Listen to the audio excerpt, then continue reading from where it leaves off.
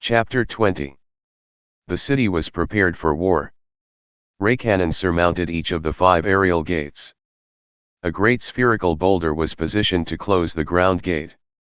Ballistae along the rest of the wall bore powerstone-tipped bolts that could shatter an enemy ship's engine core. New hyperbolic mirrors hung from each side of the extrusion, with crews trained to focus mirror array beams on ground armies. Every day, more caravels were requisitioned and retrofitted for air-to-air and air-to-ground combat. The HAL Site Guard had doubled in size, each soldier groomed for fanatical loyalty and trained in the use of Glacian's arsenal of new weaponry. The Health Corps were equally numerous, well-equipped, and driven. They moved among the populace administering serum, clearing out the final few cases of phthisis, and stockpiling contagions for use in strafing runs against the invaders. Halcyon's artificers worked day and night on designs Glacian had left for a power stone charging machine. When activated, such a device would charge an empty power stone, absorbing the life force of every plant, animal, and soldier in a large radius. Halcyon was not the only city braced for siege. The 4 other loyal city-states, Neuron, Ceton, Phenon, and Orleason, were similarly accoutred and entrenched. Each could withstand the full fury of the THRAN Alliance, as the barbarians called their motley force. The THRAN Alliance wanted Halcyon and her champion, Yawgmoth. They would send only token forces at the other city-states. Once those forces were overrun, Yawgmoth would call his loyal eugenicist soldiers from the cities to converge on the barbarian army. The war was as good as won already. Yawgmoth's greatest weapon of all was the single power stone he held in his hand. The size of 2 clenched fists, the crystal was perfectly formed. Its facets were flawless and manifold. Its core was as dark as the blind eternities. This crystal would capture the essence of his paradise world and carry it into the caves of the damned. There the stone would be split, creating a permanent portal from Dominaria to Phyrexia. Deef stood beside him in the core of Phyrexia. The stench of death was gone. The oozy corpse had been cleared away. No trace of the dragon's crumbling bulk remained. Yawgmoth and his healing core had meticulously catalogued each tissue. Bits of the plains-walking beast filled the old infirmary in the city. The sphere it had ruled had been scoured. Not a fragment of the world's former master remained. Yawgmoth was the master of Phyrexia now. "You're certain you want to perform the ritual?" Deeft asked. A mortal man might not survive the onrush of energies. Only a planeswalker _ Planeswalkers, mortals. Yawgmoth dismissed. "I have dissected the planeswalker who ruled here. I peered into every tissue, parsed every organ. There was not a single mystic part. He was a biologic creature, as am I. It was this chamber that made him a god, and this chamber will make me its god also. I will survive." "How can you know that?" "I have felt it," Yawgmoth replied. His voice rang with metallic grandeur as he paced outward along the sphere. He walked until he stood on one curved wall, perpendicular to Deeft. He crouched, his hand fondly tracing across the inner belly of the sphere. "I felt it. As I tricked each scale free of the dead creature, as I conveyed each sinew outward, I felt the hunger of the chamber grow. Piece by piece, it lost its last master. Piece by piece, it has accepted me as its new master." Deeft crossed arms over her chest. "You will be a conduit for every energy in the world. Actuality and potentiality will pass through you to imprint the stone. Once begun, the power surge will continue to completion even if you are burned away in the process. I have already become a conduit for these energies. I can see through the eyes of the serpents on the first sphere. I can sense each ember lying dormant in the 4th level furnaces. I can course along the crystalline base of the oil sea. I can make the world breathe and cease breathing." "But you aren't a planeswalker, Yawgmoth," Deeft reminded. Yawgmoth's eyes flashed, and he stood. "I will become one." "You cannot become one," Deeft said. "It is something a person is born with. It is a seed of greatness. Only 1 in a billion has it. The seed is not in you. How do you know? Yawgmoth demanded, striding down the wall toward her. Because planeswalkers can sense it in others. It is a smell of destiny. Yawgmoth's lips drew to a straight, white line. His eyelids quivered tautly. You are wrong about me. I am destiny incarnate. I will change the world for all time. I will change the multiverse. Deep flashed a cocksure grin. All right. You want to be a god. Let's see how well you do. I'll be back to pick up the stone if you survive. She disappeared, leaving Yawgmoth alone in the inner sanctum. The moment she was gone, the chamber took hold of him. There was no physical change. The sphere remained intact, but muscles of magic converged around him and lifted him high. It was like being caught in the convulsion of a gigantic heart. The intense pressure burst his mind wide open. He spewed out through the arteries and vessels of the world. He moved through the labyrinth of pipes on the third sphere. His consciousness flowed through serpent waters and leapt among flea machines. Thoughts tricked along electrical conduits and rolled through cascades of oil. Forests became neural networks. Fault lines became creaking joints. Moraines became muscles. His former body was but a ruptured skin, and then even less than that, not even a memory. The world was his body. It had always been. It would always be. The cosmologies of human minds were simplistic figures drawn in dirt. Immutable morality became an ooze of chemicals across cell membranes. No single thought held before that moment was large enough or loud enough or true enough to remain in Yawgmoth's transformed mind. Every mote of dust was part of him, every creature was his to command. He could comprehend the whole in a single thought and could sense any single particle by merely willing it. He breathed. The world breathed. 10,000 furnaces fired on the 4th level. Soot rolled from 100,000 chimneys on the 2nd. The sun intensified above the 1st. Cyclones spawned and danced across the world, tickling it savagely. A sudden terror welled in every beast and plant across the spheres, a terror that gave way in the next moments to trembling ecstasy. They knew. The dying world knew it was no longer dying. We are alive. We are alive. We are alive. It was recognition and adulation and obeisance all in one. The world flooded through him and into the crystal he held. All that was real etched its perfect replica there. Suddenly, the world retreated around Yawgmoth. He shrank. The sensation was like plummeting from a great height. The mind that moments before had comprehended a whole universe now resided in the minuscule brainpan of a normal man. Something had intruded between the god and his cosmos, something or someone. He realized his hands were empty. The power stone was gone. Yawgmoth staggered, going dizzily to his knees. You needn't bow before me, Deft quipped, suddenly beside him. A simple thanks would be enough. Gritting his teeth, Yawgmoth gasped, I had no intention of bowing before you. You survived, Yawgmoth, Deft said evenly. That is good. I've come to fetch you. The permanent portal is open.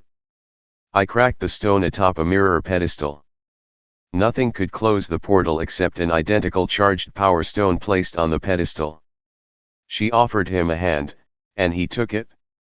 Before he could rise, Deft pulled him away from the world. They sailed through empty spaces, the planeswalker tall and regal, and the erstwhile god crouched and dizzy. In moments, they arrived on the first sphere. The blind eternities fell away, leaving Yawgmoth and Deft to stand on the grassy plains beside the gorge forest. Just before them yawned a large, round doorway into darkness. Deft gestured through it. Beyond lie the caves of the damned. Letting go of her hand, Yawgmoth strode through the scintillating curtain of darkness. He stepped out into a night-black cave. Directly before Yawgmoth stood the pedestal Deft had spoken of, a low platform edged by mirrors. The light of Phyrexia shone dazzlingly from it. On the far side of the pedestal sloped a large book made of steel and glass. It was carved with strange glyphs, planeswalker spells that anchored the portal in space and time. The whole assemblage was connected with radiating wires to the ceiling of the cave. It was an elaborate contraption, but it had a simple purpose: to open a permanent portal between Dominaria and Phyrexia. The mirror pedestal was a giant lock, and in the midst of its wires lay the key, the broken power stone. Though Yawgmoth had once infused that stone with the essence of a whole world, the crystal now lay black and empty in ragged halves atop the pedestal. Yawgmoth reached past the wires. He touched the stones and felt their smoldering heat. A few final sparks of power jittered along edges of crystal. Taking a deep breath, he lifted the two halves of the sundered crystal. There was no sense allowing someone to duplicate the stone and close the portal. Yawgmoth placed the halves in a pocket of his robe. He would have to hide these husks in a safe place. A safe place. A sharp-toothed smile broke across his face. There came a whispering moan from the cave beyond. Yawgmoth lifted his head and made out the source of the sound. The next cavern was crowded wall to wall with watchful, fearful faces. They peered out of utter darkness. Their eyes squinted against the glow that enveloped him. Beneath slitted eyes were cheeks ravaged in phthisis. Patients lay in their treatment capsules, a cemetery of open caskets, the dead awaiting resurrection. Among the capsules stood armored and veiled health corps workers. They were accoutred in the same smooth white metal as the capsules. Patients and healers waited in silence. They waited to enter the sun-bright door. Yawgmoth lifted his hands before them. He shouted in a voice that was half laugh, "Welcome, my children. Welcome to Phyrexia."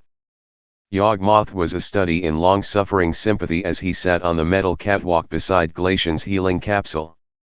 Above the white scarf that protected mouth and nose, Yawgmoth's eyes were grim slits. His hands hung in resignation between his knees, and he stared at the emptied frameworks all around him. The quarantine cave had been vacated of all its other patients and seclusion caskets. Every last one was en route to the new infirmary. Every last one except Glacian. Says he is no longer willing to submit to these unusual procedures, Rebek delicately translated to Yawgmoth. She, too, wore a mask to protect her from the contagious man. He says he is done with skin grafts and needles and enzymatic salves. He would be dead were it not for them, Yawgmoth objected, eyes fixed on the healer's bag at his feet. You and your eugenicist monsters, slurred Glacian nonsensically. You and your mad scientists. I've seen the hacksawed limbs. I've seen the faces stitched back together. I've seen the abominations you hide away in these living sarcophagi. He says he's finished with the healing corps. He says he doesn't want any more treatments. He says he wants his machines hooked back up, Rebek said. His machines are Power Stone driven, Yawgmoth protested. They were killing him. Haven't you told him about the new infirmary? Haven't you told him about the new world? Exasperation pinched Rebek's face. Of course I've told him. He doesn't believe it. He thinks it's just another of your tricks. Yawgmoth stood suddenly, looming over the figure lying leprous and pathetic within the treatment capsule. There are oil baths. Glistening oil. It soaks into skin and reconstitutes it. It gets into the blood and helps to draw Power Stone radiation away from tissues. There are new procedures. Some patients are stronger than ever before. There is even a promising new therapy implanting an unchanged arced Power Stone into the thigh muscle to draw excess energies into it. Those with the implants have been virtually healed. Their own immune systems are redoubled. They are growing new skin, new muscle, new tissues. Some are even getting taller. No more, hissed Glacian. You've already dragged me down to the script. You've already flayed my life away tissue by tissue. You can't take me to another world and make me a monstrosity. He says he doesn't want to go, Rebek said. Yawgmoth stared a moment longer at the ruin of scabs and scales within the hermetic folds of the capsule. Well, I was going to wait until you were in the infirmary to tell you the good news. What good news? Rebek asked. Yawgmoth glanced at her. I think I might have discovered why your husband hasn't responded to any of the treatments that have worked for others. Don't listen to him, growled Glacian. He has no cures. Only death. Hush. I want to hear this, she told him. What is it, Yawgmoth? What have you found? Nothing. He's found nothing. It goes back to the infection. He was stabbed by Jix with a charged power stone. Glacian spluttered, yes. Jix. Your henchman. Hush, Rebek insisted. And the power stone imploded shortly after it was removed from the wound, Yawgmoth continued. It was damaged in the attack. A sliver of that stone might remain in him, a charged sliver. Perhaps that is why his degeneration has continued. The sliver is contaminating him. If I could just reopen the wound and remove it. There is no sliver. Glacian roared. Rebek looked at Yawgmoth, her eyes searching. You really think this is true? You really think a hunk of charged stone remains in him? You really think that removing it could make him better? Yawgmoth's eyes were utterly serious. I do. Drawing a deep breath, Rebek whispered, I don't want him to feel any pain. Yawgmoth nodded. He reached into his bag of implements, slipped gloves onto his hands, and pulled forth a readied needle bladder. With a swift, expert motion, he jabbed the needle into Glacian's hip and squeezed. I can't believe you let him. Glacian slumped, as if dead, his eyes rolling back in lidless sockets. Rebek released a small cry and leaned over her husband's face. Her fingers hovered fretfully just above his ravaged features. She wanted to close those rolling eyes, could not stand the look of them, but she knew better than to touch him. Meanwhile, Yawgmoth busied himself over the scar on Glacian's abdomen. The wound had closed and reopened numerous times over the years, and it cracked like a milkweed pod splitting open. Yawgmoth pulled, revealing a mounded bolus of pus. It was packed and curdy beneath the infected spot. I'll have to widen the cut, Yawgmoth said. Rebek turned her eyes away. Whatever you need to do. She stooped to pull another pair of gloves from the medical bag and donned them. Gently closing her husband's eyes, she caressed his scaling face. Soft tears dropped onto his pillow. It's going to be all right, my love. He's going to heal you. He's going to heal us all. Yawgmoth worked busily. He was gingerly removing chunks of white and red fibrous material from the wound. The pocket of infection had formed beneath the muscular wall of Glacian's abdomen, packed in beside his internal organs. Yawgmoth scooped the last of the material free, snatched up a fistful of gauze, doused it with alcohol, and swabbed out the interior of the bolus. Despite the tranquilizer, Glacian bucked in the healing capsule. Rebek hugged his jiggling head and whispered soothing words. Yawgmoth finished with the gauze. Rebek glimpsed a large power stone in his hand, perhaps a light source, and then Yawgmoth craned over the suppurating sore, peering in. He gave a small gasp of discovery and seemed to reach one arm in, almost to the elbow. When he drew it out, blood streamed along the hairs of his arm and beneath the insufficient glove. Between two fingers of the glove, he clasped a glowing sliver of power stone. Its gleam was dimmed beneath a sinewy capsule that had grown around it. Sanguine mucus encased the sliver. Through its sheath, the crystal glowed. This is it, he said. This is what has been killing your husband. Rebek stared at the flesh-encapsulated stone. Hatred and hope warred in her eyes. He'll get better now, you watch, Yawgmoth said as he set aside the sliver. Already, he had pulled a needle from his pack, threaded it, and was stitching up the wound. You watch.